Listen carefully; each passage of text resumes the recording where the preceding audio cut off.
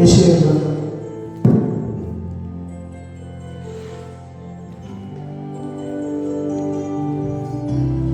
43వ అధ్యాయం. యెషయా గ్రంథము 43వ అధ్యాయం.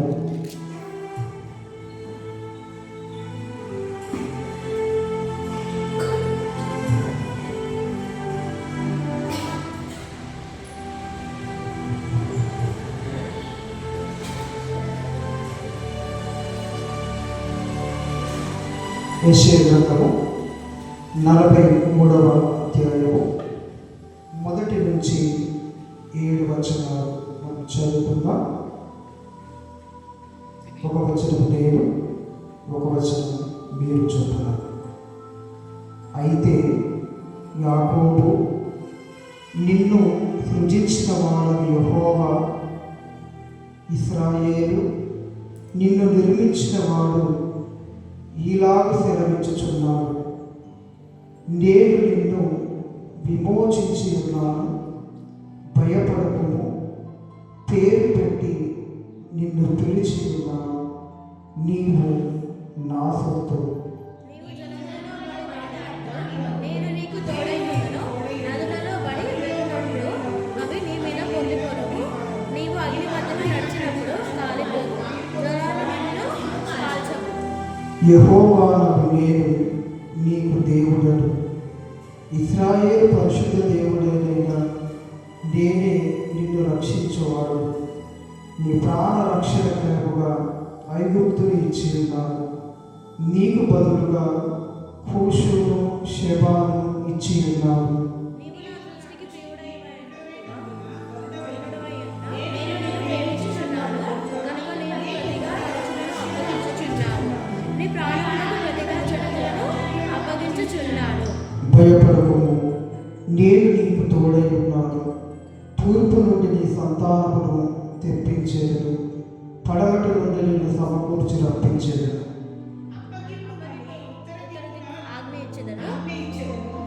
బిగబట్టే వద్దని దక్షిణ దిక్కునకు ఆజ్ఞయించెదను. దూరముల నుండి నా కుమారులను, భూదిక్కల నుండి నా కుమార్తెలను రప్పించును.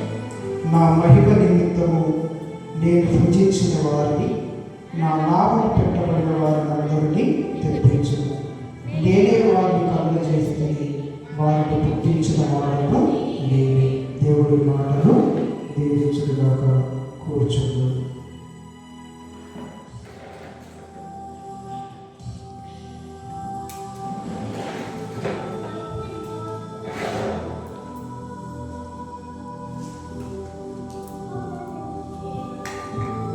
చదవబడిన వాక్య భాగముల నుండి కొన్ని మాటలు, ఒక 7 మాటలు మనం చూసుకొని ప్రభువును ఈ రోజున ఆరాధించి కనపరచుదాం.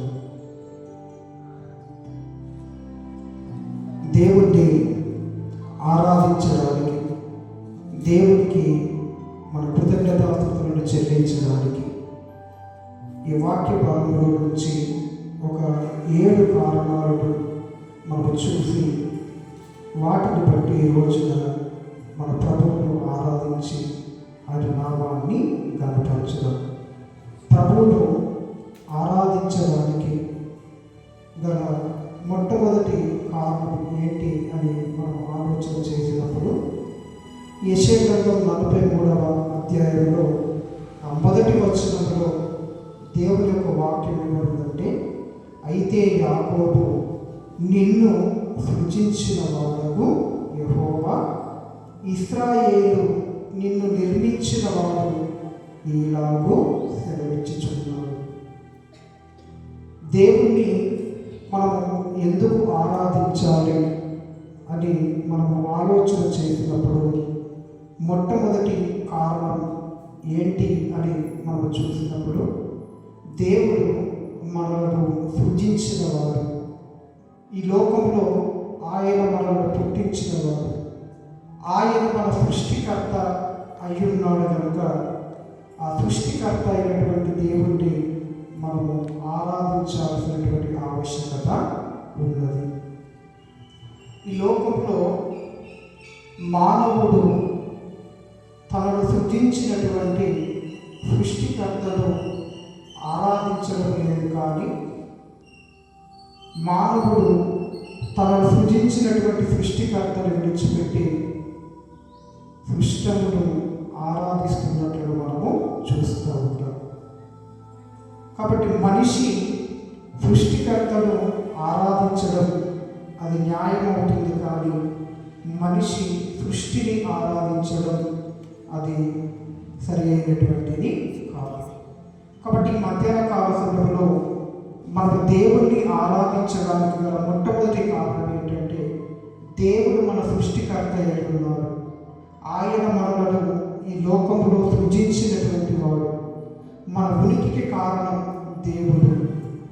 దేవుడు లేకపోతే ఈ సృష్టి లేదు, అలాగే మనం కూడా లేవు కనుక ఆయన మన సృష్టికర్త అయి ఉన్నాడు కనుక ఆ ప్రభువుకు మన కృతజ్ఞతా వందనాలు మనము చెల్లించాలి.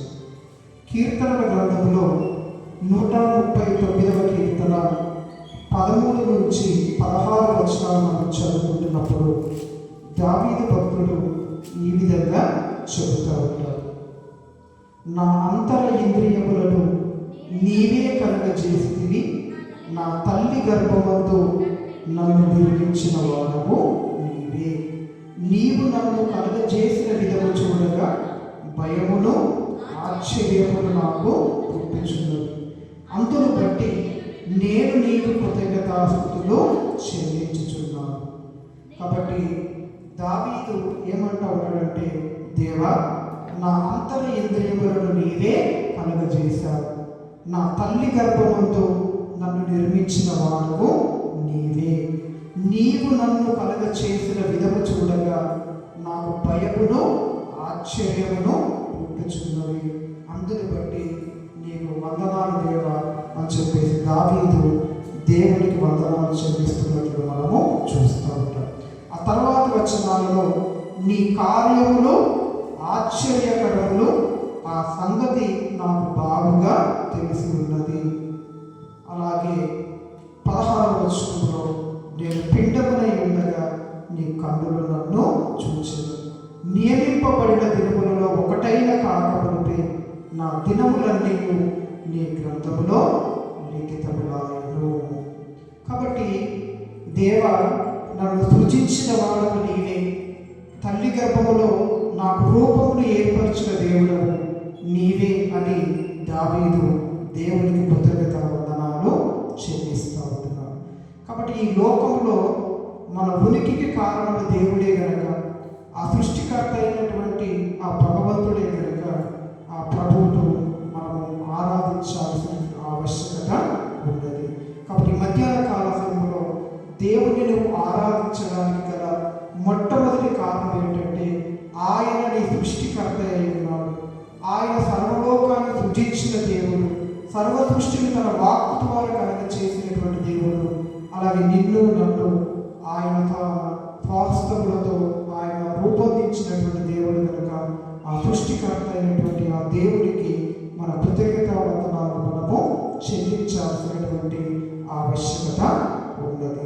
తర్వాత రెండవ కారణాన్ని మనం చూసినప్పుడు, దేవుణ్ణి ఆరాధించడానికి గల రెండవ కారణాన్ని మనం చూసినప్పుడు, అక్కడ యెషయా గ్రంథం 43వ అధ్యాయము 1వ వచనం చివరి భాగంలో మనం చూసినప్పుడు అక్కడ దేవుడు ఏమంటాడంటే, నేను నిన్ను విమోచించి ఉన్నాను అని చెప్పేసి దేవుడు అక్కడ మాట్లాడుతూ ఉంటాడు.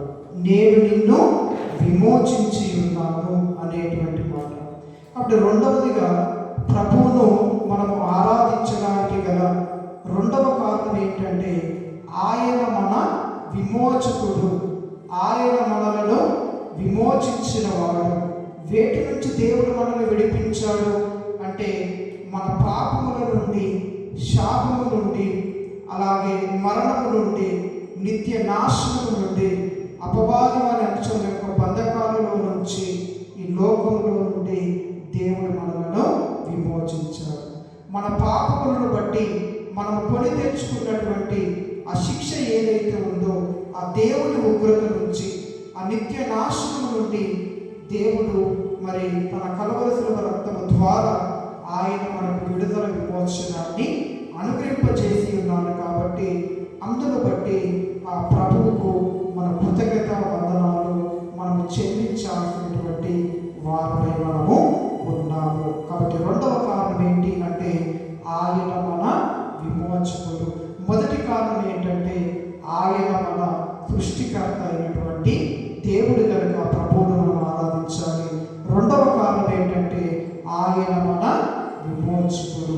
పాపముల నుండి, శాపముల నుండి, అలాగే దేవుడి ఉగ్రత నుంచి, మరణం నుండి, నిత్య నాశనం నుండి దీన్ని విమోచించిన నీ విమోచకుడు ఆయన కనుక ఆయనను నీవు ఆరాధించాలి, నామాన్ని నీవు కనపరచాలి. తర్వాత మూడవ కారణాన్ని మనం చూసినప్పుడు దేవుణ్ణి మనం ఎందుకు ఆరాధించాలి అని మనం చూసినప్పుడు ఆ మొదటి వచనం చివరి భాగం మనం చూసినప్పుడు భయపడకము, పేరు పెట్టి నిన్ను పిలిచి ఉన్నాను, నీవు నా సొత్తు అనేటువంటి మాట. భయపడకము, పేరు పెట్టి నిన్ను పిలిచి ఉన్నాను, నీవు నా సొత్తు. ఈ లోకంలో మనకు పాపంలో ఉండగా, శాపంలో ఉండగా, చీకటిలో ఉండగా, అజ్ఞానం అంధకారంలో ఉండగా, నాశన మార్గంలో ఉండగా, నిత్య నరకానికి మనము పాత్రలమై ఉండగా దేవుడు తన రక్షణ సువార్త ద్వారా ఆయన మనలను పిలిచాడు. 2వ తెస్సలోనికీయులకు రాసినటువంటి పత్రిక 2వ అధ్యాయము 14వ వచనంలో మనం చదువుకుంటున్నప్పుడు 2వ తెస్సలోనిక 2వ అధ్యాయము 14వ వచనాన్ని మనం చదువుకుంటున్నప్పుడు దేవుడు తన రక్షణ సువార్త ద్వారా ఆయన మనలను పిలిచాడు అన్న మాట మనం అక్కడ చూస్తాం. 2వ తెస్సలోనిక 2వ అధ్యాయము 14వ వచనం. మీరీలాగున రక్షింపబడి మన ప్రభువైన యేసు క్రీస్తు యొక్క మహిమను పొందవలెనని ఆయన మా సువార్త వలన మిమ్మును పిలిచేను. ఈ లోకంలో దేవుడెవరో తెలియక అజ్ఞానంలో, అంధకారంలో, చీకటిలో, పాపంలో, శాపంలో, దేవుని ఉగ్రత కింద బ్రతుకుతున్నటువంటి మనలను దేవుడు తన రక్షణ సువార్త ద్వారా ఆయన వెలుగులోనికి మనలను పిలిచినటువంటి దేవుడు కనుక ఆ ప్రభువుకు మన కృతజ్ఞతాస్తుతులను మనము చెల్లించాలి. అలాగే మత్తయి సువార్త 11వ అధ్యాయము 28వ వచనంలో కూడా మరి దేవుడు ఆయన పిలిచినట్లుగా మనం అక్కడ చూస్తాం. మత్తయి సువార్త 11వ అధ్యాయము 28వ వచనము. ప్రయాసపడి భారము మోసుకొనుచున్న సమస్త జనులారా నా యొద్దకు రండి, నేను మీకు విశ్రాంతి కలుగజేయుదును. నేను సాత్వికుడను, దీన మనసు గలవాడను కనుక మీ మీద నా కాడి ఎత్తుకొని నా యొద్ద నేర్చుకోండి, అప్పుడు మీ ప్రాణములకు విశ్రాంతి దొరుకును. ఏలయనగా నా కాడి సులువుగాను నా భారము తేలికగాను ఉన్నవి. కాబట్టి ఈ లోకంలో ఉన్న మనుషులందరినీ కూడా దేవుడు తన రక్షణ సువార్త ద్వారా ఆయన పిలిచినట్లుగా మనము చూస్తూ ఉంటాం. కాబట్టి దేవుడు ఈ లోకంలో నుంచి ఆయన మనలను పిలుచుకొని మనలను ఆయన సొత్తుగా మార్చుకున్నాడు అన్న విషయాన్ని మనము గమనించాలి. అపోస్తల కార్యం 20వ అధ్యాయము 28వ వచనంలో మనం చూసినప్పుడు, అపోస్తల కార్యం 20వ అధ్యాయము 28వ వచనం. అపోస్తల కార్యం 20వ అధ్యాయము 28వ వచనము. దేవుడు తన స్వరక్తమిచ్చి సంపాదించిన తన సంఘమును కాయటకు పరిశుద్ధాత్మ మిమ్మల్ని దేని యందు అధ్యక్షులుగా ఉంచెనో ఆ యావత్తు మందను గూర్చి మీ మట్టుకు మిమ్మల్ని గూర్చి జాగ్రత్తగా ఉండుడి. దేవుడు తన స్వరక్తమిచ్చి సంపాదించిన తన సంఘము. కాబట్టి దేవుడు ఈ లోకంలో నుంచి తన రక్షణ సువార్త ద్వారా నిన్ను తన వెలుగులోనికి పిలిచాడని, అలాగే దేవుడు తన రక్తం ఇచ్చి తన ప్రాణం ఇచ్చి నిన్ను కొనుక్కొని ఆయన సొత్తుగా నిన్ను మార్చుకున్నాడు. దేవునికి మన కృతజ్ఞత వందనాలు మనం చెల్లించాల్సినటువంటి వారమై ఉన్నాం. తర్వాత 4వ కారణాన్ని మనం చూసినప్పుడు దేవుణ్ణి మనం ఎందుకు ఆరాధించాలి అని మనం ఆలోచన చేసినప్పుడు మరి ఈ వాక్య భాగంలో నుండి 4వ కారణాన్ని మనం చూసినప్పుడు ఆ 2వ వచనంలో మనం చదువుకున్నప్పుడు, నీవు జలములలో పడి దాటినప్పుడు నేను నీకు తోడై ఉందును, నదులలో పడి వెళ్ళినప్పుడు అవి నీ మీద పొర్లిపారు, నీవు అగ్ని మధ్యలో నడుచున్నప్పుడు కాలిపోవు, జ్వాలలు నిన్ను కాల్చు. కాబట్టి 4వ కారణం ఏంటంటే, దేవుడు మనకు అన్ని వేళల్లో ఆయన మనకు తోడై ఉన్నటువంటి దేవుడు కనుక ఆ ప్రభువుకు మన కృతజ్ఞతాస్తుతులలో మనము చెల్లించాలి. మనుషుల యొక్క తోడు అది కొద్ది కాలం మాత్రమే, అది కొంతవరకు మాత్రమే మనకు ఉంటుంది. మనుషులు అన్ని వేళల్లో వారు మనకు తోడై ఉండలేరు. ఈ లోకంలో మనము బాగుంటే మనుషులంతా మనకు తోడై ఉంటారు.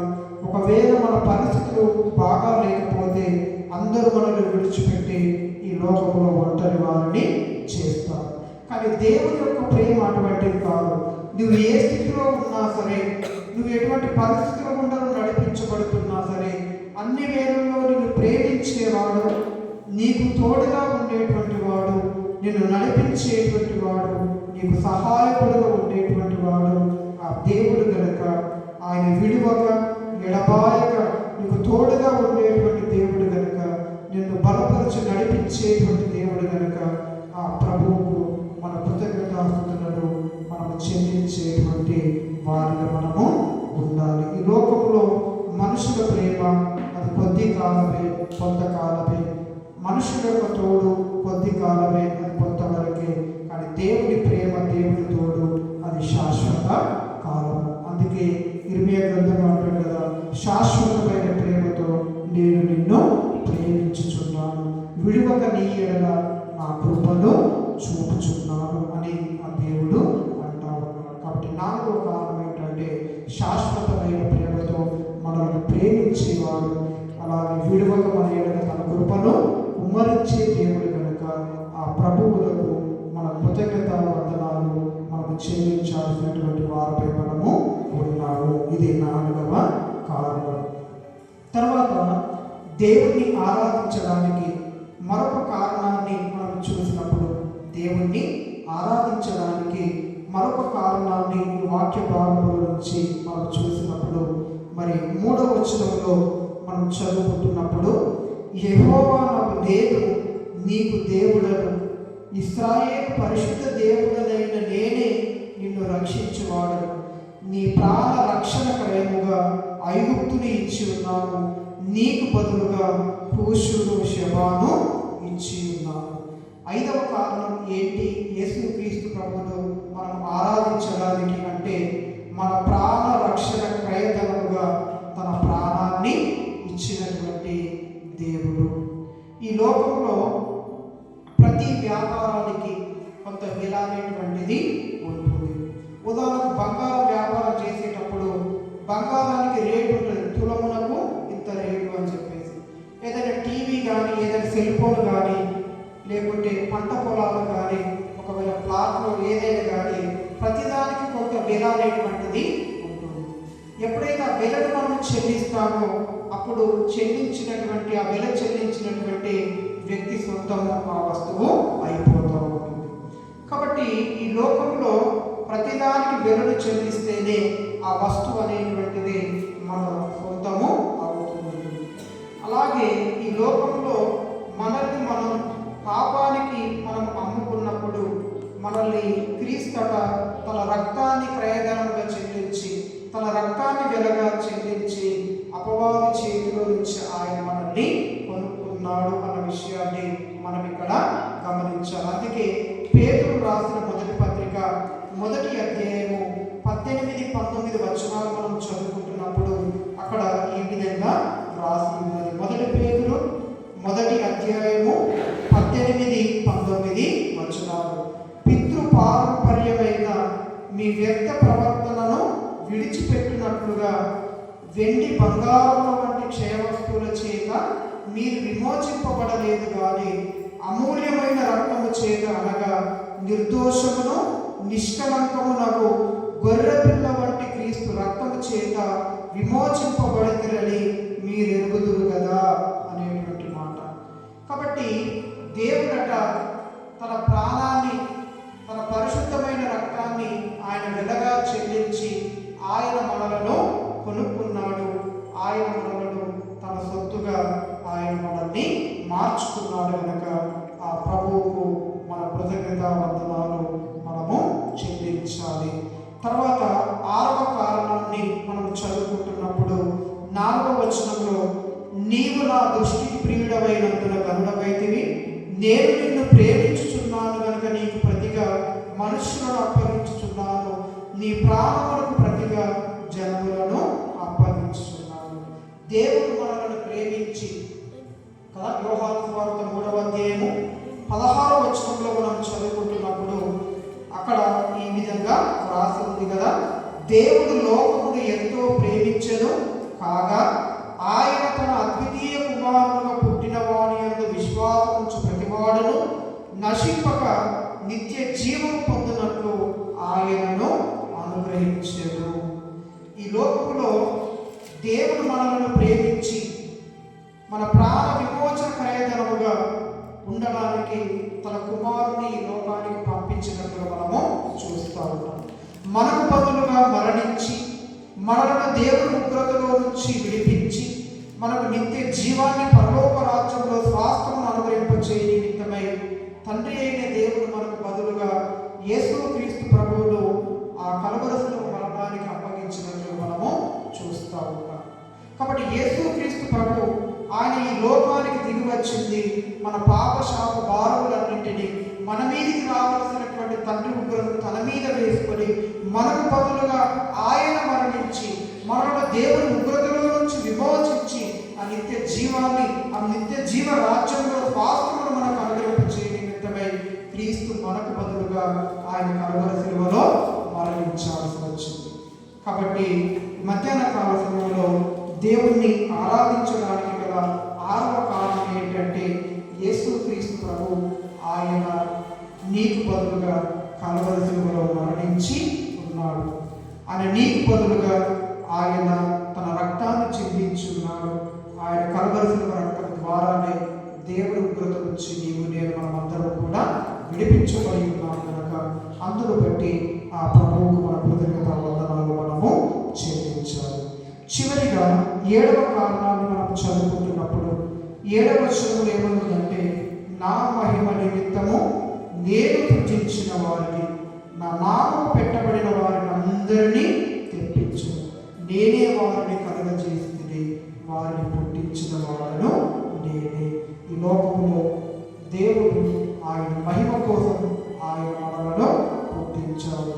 ఆయనను స్తుతించే ప్రజలుగా, ఆయనను కీర్తించే ప్రజలుగా, ఆయనను ఆరాధించే ప్రజలుగా, ఆయన నామమును గణపరిచే ప్రజలుగా మనం ఉండాలని దేవుడి లోకంలో ఆయన మనలను పుట్టించాడు. అయితే ఒకానొక సమయంలో మనం పాపములో పడిపోయినప్పుడు, మన పాపములను బట్టి మనం దేవుడి సన్నిధికి దూరం అయిపోయినప్పుడు, దేవుణ్ణి కాకుండా సృష్టికర్తను కాకుండా ఈ సృష్టిని ఆరాధిస్తూ దేవుని ఉగ్రతకు మనం గురి అయిపోయినప్పుడు మరలా దేవుడు మనల్ని ప్రేమించి తన కుమారుడైన యేసుక్రీస్తు ప్రభువుల వారి యొక్క కలువరి శిలువ బలియాగం ద్వారా మరలా ఆయన మనల్ని తనతో సమాధానపరుచుకొని తన సన్నిధిలో ప్రవేశించే కృపను తనకిచ్చి మరలా తనను ఆరాధించే ప్రజలుగా, తనను కీర్తించి గణపరిచే ప్రజలుగా అటు గొప్ప ధన్యత దేవుడు తన కృప ద్వారా ఆయన మనకు మరలా అనుగ్రహింపచేసి ఉన్నాడు. కాబట్టి అందును బట్టి ఆ ప్రభువుకు మన కృతజ్ఞత వందనాలు మనకు చెల్లించాల్సినటువంటి వారిపై మనము ఉన్నాము.